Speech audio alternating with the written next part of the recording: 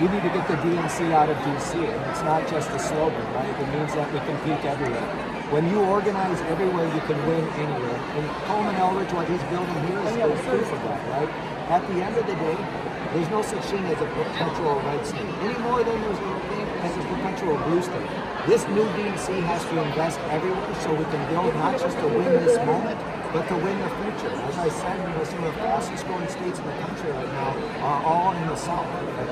The next presidency is going to run through southern states in 2032, and we have to start preparing for that moment. Kentucky is key to that, right? And also, let me be really honest.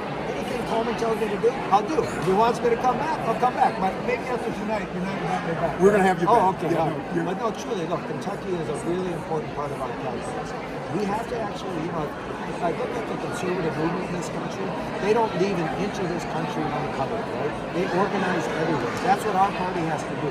We cannot be a party that's just competing in 7 battleground states and a few congressional seats, right? We have to compete everywhere because guess what?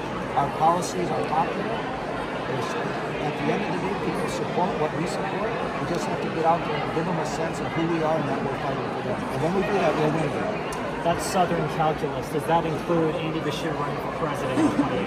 Well, you know what? We've got a lot of great candidates that are thinking about it. I certainly hope he does. I think the bench on our side is amazing. We've got great governors all over this country doing amazing things. We've got wonderful members of Congress, senators, and others. I came into this job, of course, at a low water point for the Democratic Party. But the reality is, when I started to look around at our bench that we have in this country right now, including folks like Governor Beshear, it's amazing. So the future is bright for the Democratic Party. And look, when you hit rock bottom, guess what? There's only one direction, and it's up. And that's where we're going. But do you think he's going to run? I have no clue, and it's more a question for Coleman. Certainly, he gave a great speech tonight.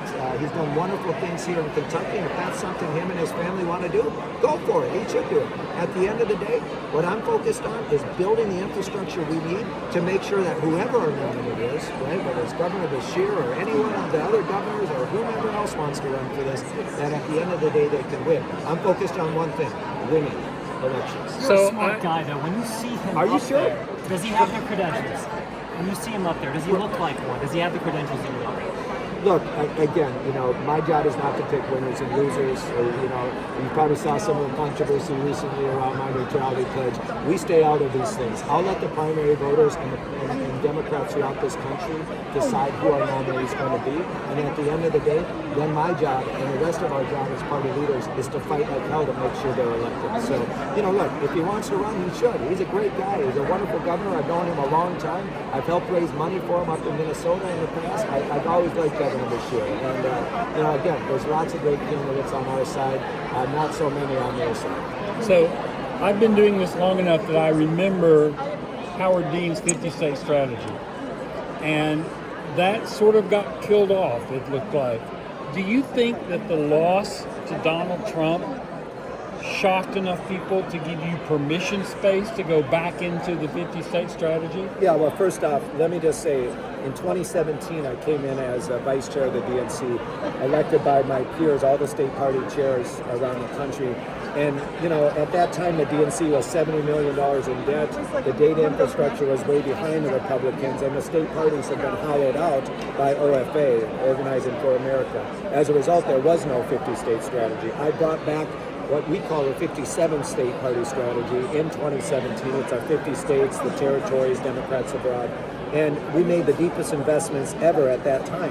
And I continued that, both in 17, then again in 21, and now in 25 as the chair of the DNC. This is the biggest and deepest investments that we've ever made in the grassroots of our party, which is our state parties. Look, as I said before, elections aren't won in D.C. They're won in the states, which is why we need to support people like Coleman. And guess what? I'm from Minnesota. I don't know how the hell to win in Kentucky any more than he knows how to win in Minnesota, right? So we've got to support our state parties. We've got to make deep investments so they can do the work on the ground of building the long-term infrastructure that we need to win, not just now, but in the future here in Kentucky. But have you had pushback about this strategy from people in D.C.?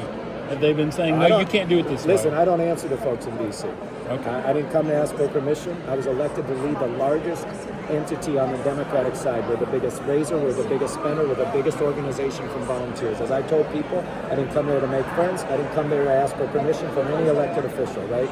My job is to focus exclusively on winning elections and building the infrastructure to do that in partnership with our state parties. This is a new day. This is not the old DNC where we have people telling us what to do.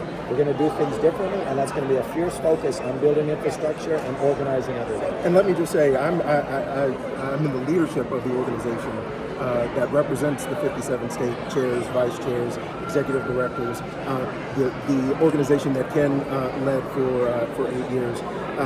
And there is such enthusiasm about having that support, such real excitement about having the support of a DNC chair who understands that infrastructure is important, not just to electing the next president of the United States. That's going to be extraordinarily important.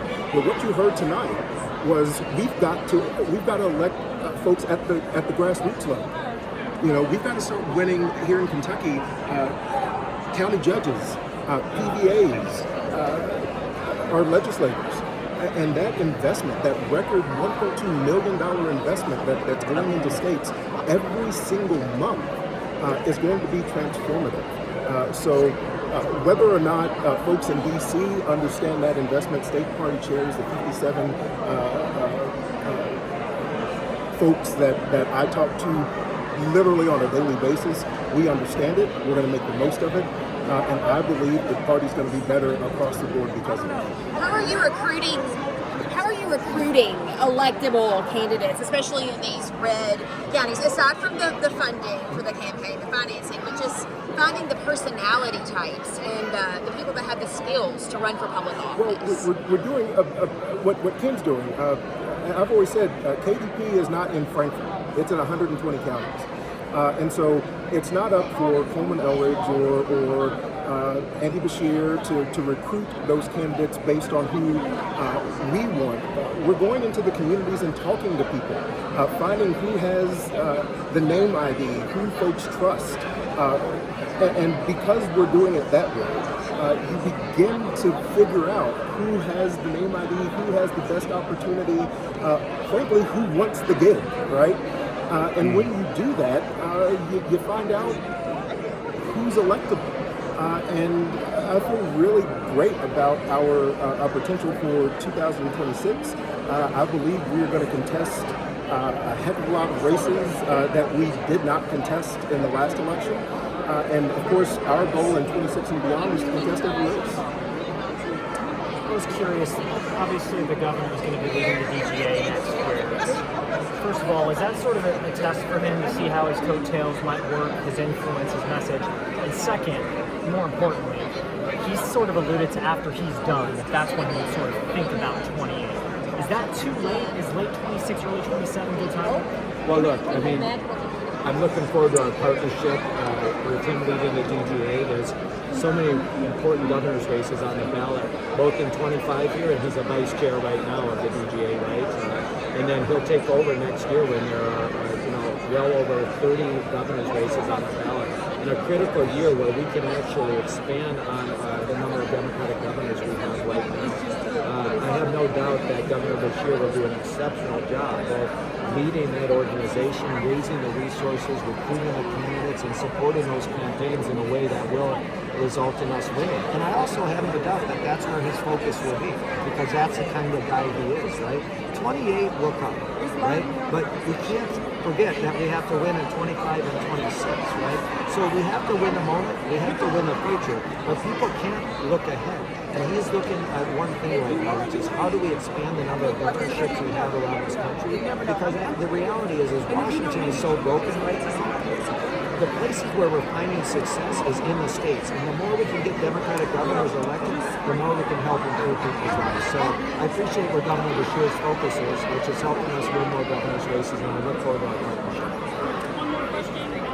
I'd also just remind y'all, we also have a governor's race in 47 that we're dedicated to winning as well.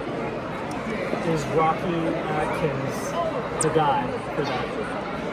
We're going to have the right candidate to win in 47. Just quickly, I know you show arms. No, I got got this from Jack Dolworth. I said I like the pin because it has a whole country on it, and Bashir, it's a nice pin. So I said I'll take it. I like it.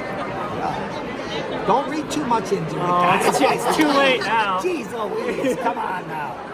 Listen, my governor Walls, I mean, for God's sake, there's so many great governors out there, right? Who knows what any of these folks are going to do? I feel so blessed to lead this party when we have so many great candidates out there to potentially choose from. And whoever our party chooses, we're going to be ready to win that race in 2028. What we've seen already around the country in just 4 short months, right? Donald Trump has pissed off everyone that supported him last year. Independent voters, either moderate Republicans, are having huge buyer's remorse.